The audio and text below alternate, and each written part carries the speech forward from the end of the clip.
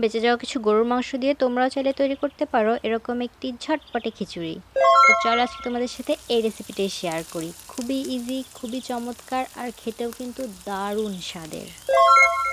একটু তেল গরম করেই দিয়ে দিলাম দারুচিনি, এলাচ আর কিছু কাঁচা লঙ্কা। আমার কাছে তেজপাতা ছিল না, তোমাদের কাছে থাকলে অবশ্যই কিন্তু তেজপাতাটা অ্যাড করবে। এবার কিছু পেঁয়াজ দিয়ে দিচ্ছি।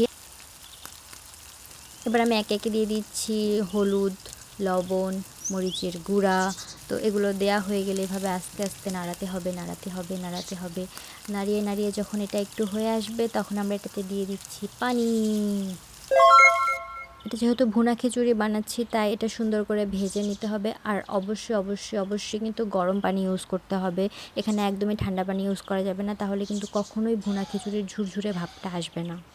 পানিটা দিয়ে দেওয়ার পরে এবার এটাকে অনেকক্ষণ ঢাকনা দিয়ে রাখতে হবে। আর এখানে আঁচটা থাকবে মিডিয়াম লো টাইপের, তাহলে সুতোর মতো হয়ে যাবে। তো একটু হয়ে গেছে, হওয়ার পরে আমি এখানে কয়েকটা কাঁচামরিচ আর মাংসটা এইভাবে দিয়ে দিচ্ছি।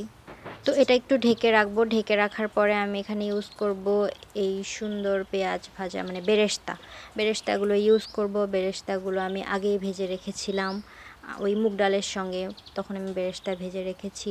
এরপর আমি এগুলো আবার মিক্স করব। মিক্স করার পরে এটা আমি একটু ঢেকে রাখবো। ঢেকে রাখার পরে তৈরি হয়ে গেল আমার সুন্দর খিচুড়ি, যেটা তোমরা চাইলে ট্রাই করতে পারো। এটা কিন্তু খেতে অনেক বেশি মজা হয়েছিল, অনেক বেশি টেস্টি হয়েছিল। সো তোমরা কিন্তু ট্রাই করতে পারো আর আমাকে কমেন্ট করে জানিও কেমন হয়েছে।